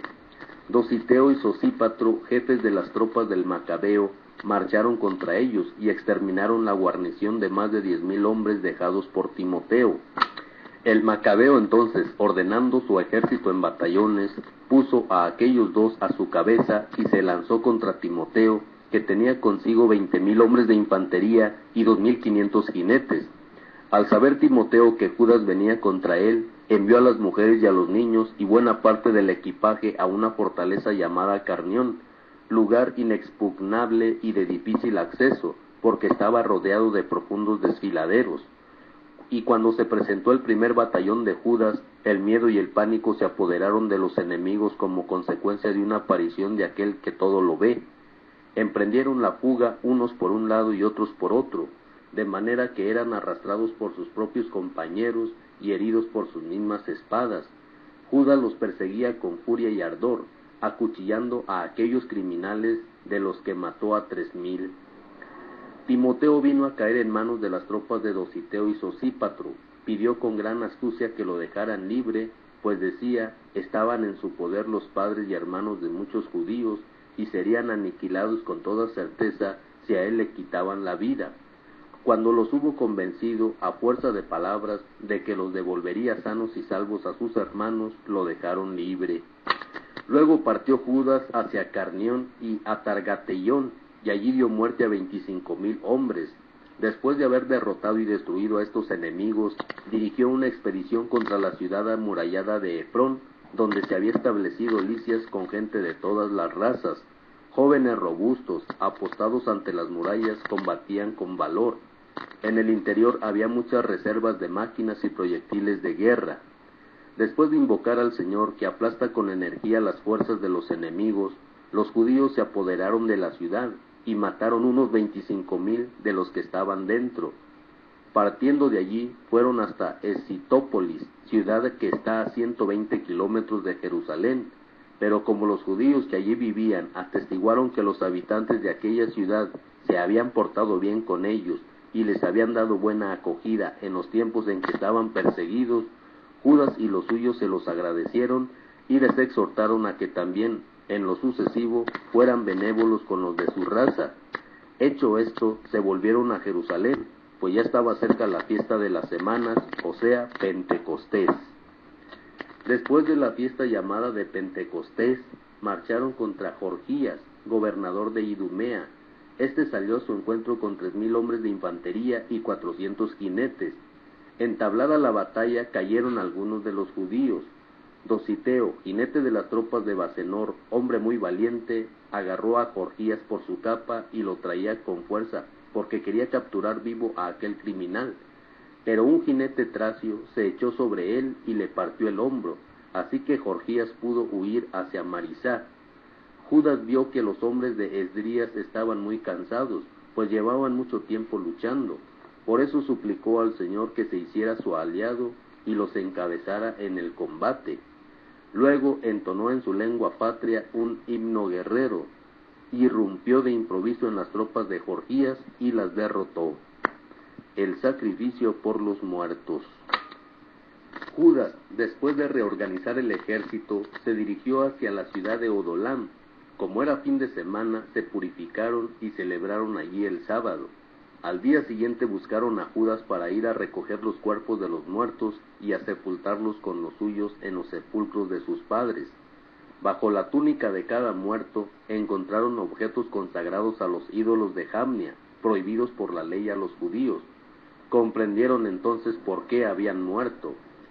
Todos se admiraron de la intervención del Señor, justo juez, que saca a la luz las acciones más secretas, y rezaron al Señor para que perdonara totalmente ese pecado a sus compañeros muertos. El valiente Judas exhortó a sus hombres a que evitaran en adelante tales pecados, pues acababan de ver con sus propios ojos lo que sucedía a los que habían pecado. Efectuó entre sus soldados una colecta, y entonces envió hasta 2,000 monedas de plata a Jerusalén, a fin de que allí se ofreciera un sacrificio por el pecado. Todo esto lo hicieron muy bien, inspirados por la creencia de la resurrección, pues si no hubieran creído que los compañeros caídos iban a resucitar, habría sido cosa inútil y estúpida orar por ellos, pero creían firmemente en una valiosa recompensa para los que mueren como creyentes, de ahí que su inquietud era santa y de acuerdo con la fe. Esta fue la razón por la cual Judas ofreció este sacrificio por los muertos para que fueran perdonados de su pecado. Antíoco invade Judea. Capítulo 13. En el año 149, los hombres de Judas se enteraron de que Antíoco Eupátor venía contra Judea con innumerables tropas, y que con él venía Lisias, su tutor y jefe del gobierno. Cada uno de ellos mandaba un ejército griego de 110,000 hombres de infantería, 5,300 jinetes, 22 elefantes y unos 300 carros de guerra con hoces. A ellos se unió Menelao, quien con toda mala intención incitaba a Antíoco, pues no buscaba la libertad de su patria, sino que esperaba que le dieran de nuevo el cargo de sumo sacerdote. Pero el rey de reyes despertó la ira de Antíoco contra ese malvado. Cuando Lisias hizo ver al rey que Menelao era la causa de todos los males, entonces el rey ordenó que lo llevaran a Berea y le dieran muerte según la costumbre de aquel lugar. Hay allí una torre de 25 metros de altura, llena de cenizas ardientes, provista de un dispositivo giratorio en la cúspide, en pendiente por todos los lados hacia la ceniza. Al que ha robado alguna cosa sagrada o ha cometido algún otro crimen horrendo, lo suben arriba y de allí lo precipitan. De esa forma murió Menelao sin que ni siquiera pudiera recibir sepultura. Castigo justísimo para el que había cometido tantos delitos contra el altar, cuyo fuego y ceniza son santos. En la ceniza encontró la muerte. Oración y exégito de los judíos en Modín. Venía el rey con el corazón lleno de intenciones malignas, dispuesto a portarse con los judíos más cruelmente de lo que se había portado su padre. Al saberlo Judas, mandó que su ejército invocara a Dios día y noche, para que, como lo había hecho en otras circunstancias, también ahora viniera en ayuda de los que temían verse privados de su ley, de su patria y de su templo, y no permitiera que aquel pueblo, que apenas había comenzado a respirar, cayera de nuevo en manos de paganos blasfemos. Una vez que todo el pueblo cumplió la orden, suplicando al Señor misericordioso con lamentaciones, ayunos y oraciones durante 3 días seguidos, Judas les habló para darles ánimo, y dio orden de que estuvieran preparados. Después de reunirse en privado con los ancianos, acordó partir con los suyos a buscar una decisión por las armas, Dios mediante, antes de que el ejército del rey invadiera Judea y se hiciera dueño de Jerusalén. Judas, confiado en la decisión del Creador del mundo, animó a sus hombres a combatir heroicamente hasta la muerte por la ley, el templo, la ciudad, la patria y las instituciones. Salió con su ejército y acamparon cerca de Modín. Dio a los suyos esta contraseña: victoria de Dios, y atacó de noche con los más escogidos de los jóvenes de su ejército la tienda del rey, acuchillando hasta 2,000 hombres, el mayor de los elefantes y su guía. Dejaron el campamento lleno de miedo y confusión, y se retiraron después de un completo éxito. Todo quedó concluido al amanecer por la protección eficaz de Dios. Viendo el rey la audacia de los judíos, procuró adueñarse de sus fortalezas, valiéndose de estratagemas. Llegó ante Betsur, ciudad bien defendida por los judíos. La atacó, pero fue rechazado y derrotado.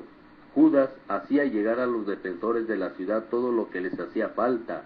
Ródoco, uno de los hombres de Judas, entregaba datos secretos al enemigo. Fue buscado, capturado y ejecutado. El rey volvió a tener contacto con los defensores de Betsur, hizo la paz con ellos y se retiró. Atacó a las tropas de Judas, pero fue derrotado. Supo entonces que Filipo, a quien había dejado en Antioquía como jefe del gobierno, se había rebelado y quedó consternado. Pidió la paz a los judíos y juró complacer sus justas peticiones. Se reconcilió con ellos, ofreció sacrificios, llenó de honores el templo y se mostró generoso con el lugar santo. Se despidió del Macabeo y dejó a Hegemónides como gobernador desde Tolemaida hasta el país de los Geraínos. Vino a Tolemaida, donde los habitantes estaban disgustados por aquel acuerdo, pues ellos mismos habían inspirado los decretos que se suprimían. Pero Lisias subió a la tribuna e hizo la mejor defensa que pudo. Les convenció y calmó, y les dispuso a la benevolencia. Luego partió hacia Antioquía. Así sucedió con la expedición y la retirada del rey. 14. Después de 3 años, llegó a los hombres de Judas la noticia de que Demetrio, hijo de Seleuco, había desembarcado en Trípoli, con una gran flota y un poderoso ejército, que se habían hecho dueño del reino, y había dado muerte a Antíoco y a su tutor Lisias. Un tal Alcimo, que antes había sido sumo sacerdote, pero que se había desprestigiado en tiempo de la rebelión, comprendió que de ninguna forma volvería a ser aceptado para el servicio del altar sagrado. Fue pues al encuentro del rey Demetrio, hacia el año 151, y le ofreció una corona de oro, una palma y además unos ramos de olivo del templo. Aquel día no pidió nada, pero encontró una ocasión propicia para sus malos designios al ser llamado al consejo de Demetrio. Cuando le preguntaron con qué disposiciones y ánimos se encontraban los judíos, respondió: entre los judíos existe un partido llamado Asideo, encabezado por Judas Macabeo, que fomenta guerras y rebeliones, e impide que se restablezca el orden en el país. Por eso yo fui despojado de la dignidad de mis antepasados, el sumo sacerdocio, y vine aquí, mirando antes que todos los intereses del rey, pero también los de mis compatriotas, pues el fanatismo de esos hombres hunde nuestro pueblo en una gran miseria. Entérate, oh rey, de todo esto. Mira por nuestro país y por nuestra nación asediada por todas partes con esa benevolencia que tú tienes para todos. Pues mientras Judas subsista, le es imposible al Estado alcanzar la paz. En cuanto Alcimo dijo esto, los demás amigos del rey, que sentían aversión hacia Judas, se apresuraron a incitar a Demetrio contra él. Designó inmediatamente a Nicanor, que dirigía el escuadrón de elefantes, lo nombró general para Judea, y lo envió con la orden de matar a Judas, dispersar a todos sus hombres, y restablecer a Alcimo como sacerdote del templo sublime. Los paganos que habían huido de Judea por temor a Judas, acudieron muy numerosos a Nicanor, pensando que las desgracias y la derrota de los judíos serían victoria para ellos. La tregua entre Nicanor y Judas. Y cuando los hombres de Judas se enteraron de la venida de Nicanor y de la invasión de los paganos, se cubrieron de polvo, invocando a aquel que había establecido a su pueblo para siempre, y que en cada oportunidad protegía a los suyos con milagros manifiestos. Luego se pusieron en marcha bajo las órdenes de su jefe, y la lucha se entabló cerca de Desau. Simón, hermano de Judas, había atacado a Nicanor, pero sus hombres se desconcertaron de repente ante los enemigos, sufriendo un ligero revés. Con todo, Nicanor, al tener noticias de la valentía de los hombres de Judas y del valor con que combatían por su patria, temió resolver la situación por la sangre. Por este motivo envió a Posidonio, Teodoto y Matatías para concertar la paz. Después de un maduro examen de las condiciones, el jefe se las comunicó a la tropa, y ante el parecer unánime aceptaron el tratado de paz. Fijaron la fecha en que se reunieran los jefes en particular. Se adelantó un vehículo por cada lado y prepararon asientos. Judas dispuso en lugares estratégicos hombres armados, preparados para el caso de que se produjera alguna repentina traición de parte enemiga, pero tuvieron una buena entrevista. Nicanor pasó un tiempo en Jerusalén sin hacer mal alguno y disolvió a las tropas que en masa se le habían unido. Siempre tenía a Judas consigo, sentía gran aprecio por él, le aconsejó que se casara y tuviera hijos. Judas se casó y vivía tranquilamente disfrutando de la vida. Alcimo, viendo el buen entendimiento entre los dos, se hizo una copia del acuerdo pactado y fue donde Demetrio, acusando a Nicanor de actuar en contra de los intereses del Estado, ya que había nombrado ayudante suyo a Judas, el enemigo del reino. El rey, excitado e influenciado por las calumnias de aquel malvado, se enfureció y escribió a Nicanor para comunicarle su disgusto por el pacto y ordenarle que de inmediato le mandara encadenado a Macabeo a Antioquía. Y cuando supo esto, Nicanor quedó consternado, pues le costaba romper lo pactado sin que Judas hubiera faltado en algo, pero no podía oponerse a las órdenes del rey, por eso buscaba la ocasión para cumplirlas por medio de algún engaño. El Macabeo se dio cuenta que Nicanor le daba un trato más reservado y se ponía más duro en las entrevistas acostumbradas, y comprendió que aquella conducta no anunciaba nada bueno. Empezó a reunir a algunos de los suyos y no se dejó ver ya por Nicanor. Este debió darse cuenta de que Judas se le había escapado sin deslealtad. Sin embargo, se presentó al templo santo en el momento en que los sacerdotes ofrecían los sacrificios rituales y les exigió que le entregaran a Judas. Estos aseguraron con juramento que no sabían dónde estaba el que buscaban. Entonces él le extendió la mano hacia el santuario e hizo este juramento: si no me entregan encadenado a Judas, arrasaré este lugar consagrado a Dios, destruiré el altar y aquí mismo levantaré un espléndido templo a Dionisio. Y dicho esto, se fue.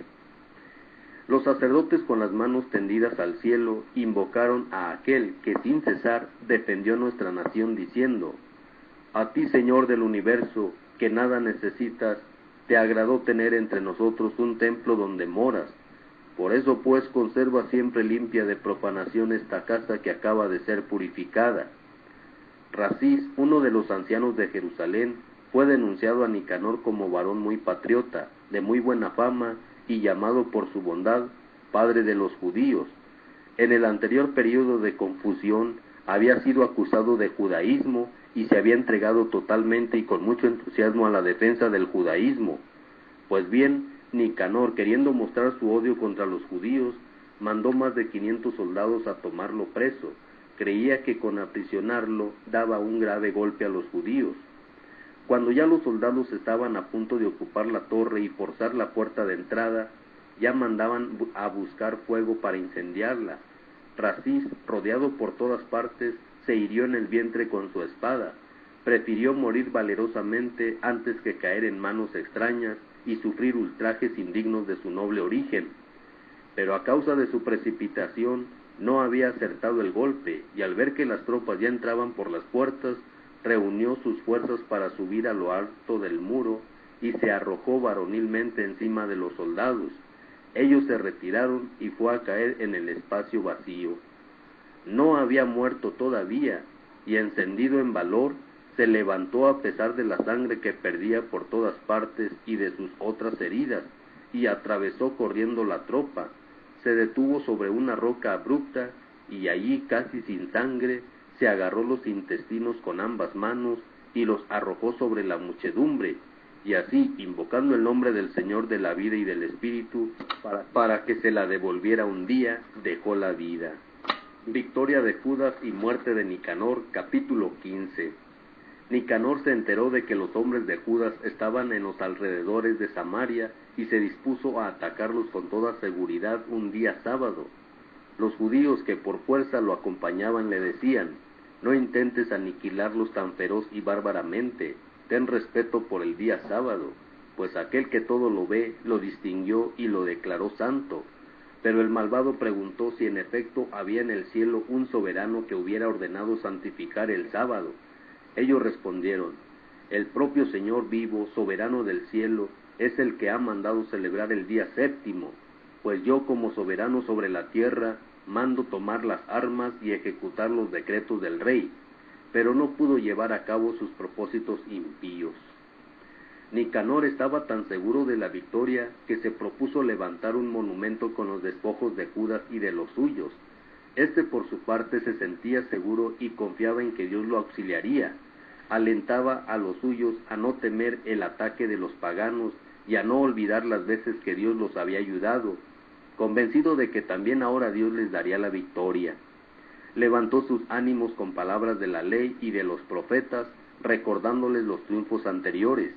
Animando más y más a sus hombres, terminó demostrando la maldad de los paganos y cómo habían traicionado sus compromisos. Cada hombre quedó armado no con espada y escudo, sino con la certeza que procede de palabras nobles. Para confirmar todo esto, les narró un sueño digno de fe, o mejor dicho, una visión por la que todos se alegraron. Había visto a Onías, antiguo jefe de los sacerdotes, hombre atento, bueno, humilde en sus modales, distinguido en sus palabras, y que desde niño se había destacado por su conducta irreprochable. Este, con las manos levantadas, estaba orando por toda la comunidad judía. Luego se le había aparecido, orando en igual forma, un anciano canoso y digno que se distinguía por su buena presencia y su majestuosidad. Entonces el sumo sacerdote Onías había dicho a Judas: Este es el que ama a sus hermanos, el que ruega sin cesar por el pueblo judío y por la ciudad santa. Es Jeremías, el profeta de Dios. Y Jeremías había extendido su mano derecha entregando una espada de oro a Judas, mientras le decía: Recibe como regalo de parte de Dios esta espada, con la que destrozarás a los enemigos. Animados por estas bellísimas palabras de Judas, capaces de estimular el valor y de robustecer las almas jóvenes, decidieron no establecer un campamento con defensas, sino lanzarse valerosamente a la ofensiva y resolver la situación luchando con toda valentía, pues estaba en peligro la ciudad santa de Jerusalén, la religión y el templo. Ellos posponían su preocupación por sus esposas, hijos y familiares. Antes que nada temían por el templo consagrado a Dios. En cuanto a los que se habían quedado en la ciudad, su ansiedad no era pequeña, preocupados por la batalla que se iba a dar en el campo. Todos estaban esperando el próximo desenlace en el momento en que los enemigos iniciaron el ataque. Habían dispuesto su ejército, colocado los elefantes en sitio conveniente y la caballería en las alas. Entonces el macabeo contempló la muchedumbre que tenía delante y que los combatía con tantas armas diversas, con el apoyo de feroces elefantes, levantando las manos al cielo, e invocó al Señor que obra prodigios, pues bien sabía que da la victoria a los que la merecen y que ésta no depende de las armas, sino de la voluntad de Dios. Así dijo Judas en su invocación: Oh Señor, ya enviaste tu ángel en los días de Ezequías, rey de Judá, e hizo perecer a 185,000 hombres del ejército de Sennacherib. Envía también ahora, oh Señor del cielo, tu ángel bueno delante de nosotros, para llenar de temor y espanto a nuestros enemigos. Manifiesta tu poder, y que tu brazo golpee a los que te insultan y vienen a destruir tu pueblo santo. Así concluyó su oración. Entretanto Nicanor y los suyos avanzaban entre el estruendo de las trompetas y los cantos de guerra. Por su parte, Judas y los suyos entraron en combate con súplicas y oraciones. Mientras combatían con las manos, con su corazón oraban a Dios, y así, magníficamente confortados con la presencia manifiesta de Dios, mataron a no menos de 35,000 enemigos. Y terminando el asunto, volvieron gozosos y encontraron a Nicanor muerto, tirado en el suelo con toda su armadura. Entre gritos y clamores bendijeron a Dios en su lengua materna. Entonces, el que cada vez se había consagrado por entero al bien de sus conciudadanos, y nunca había vacilado en el cariño que les tenía, Judas mandó que cortaran la cabeza de Nicanor y su brazo hasta el hombro y los llevaran a Jerusalén. Cuando estuvo allí, convocó a sus compatriotas y a los sacerdotes, se puso ante el altar y mandó a buscar a los de la ciudadela. Les mostró la cabeza del criminal Nicanor y la mano que el malvado había levantado orgulloso sobre la misma casa de Dios. Mandó cortarle la lengua y darla en pedacitos a los pájaros, y ordenó colgar la mano frente al santuario para castigarlo de su soberbia. Entonces bendijeron al cielo diciendo: Bendito sea el que no dejó que profanaran su casa santa. Por último, Judas ordenó que la cabeza de Nicanor fuera colgada de la ciudadela como señal manifiesta de la ayuda de Dios. De común acuerdo decidieron conmemorar aquella fecha, y se fijó como día festivo el día 13 del mes 12, llamado Adar en arameo, la víspera del día de Mardoqueo. Conclusión del relato. Estos fueron los sucesos del tiempo de Nicanor. Como desde aquellos días la ciudad no ha estado en poder de los hebreos. Concluiré aquí mi relato. Si la narración ha sido buena y bien dispuesta, esto es lo que he deseado. Mas si ha sido mediocre o imperfecta, es porque no podía serlo mejor, pues sabemos que el placer de los lectores depende del arte con que se dispone el relato y se cuentan los hechos. Pasa igual que para quien toma vino, no vale nada beber vino puro o solo agua, sino que todo el placer y el contento del que bebe depende del arte con que se mezcló el vino con agua. Esta será mi última palabra.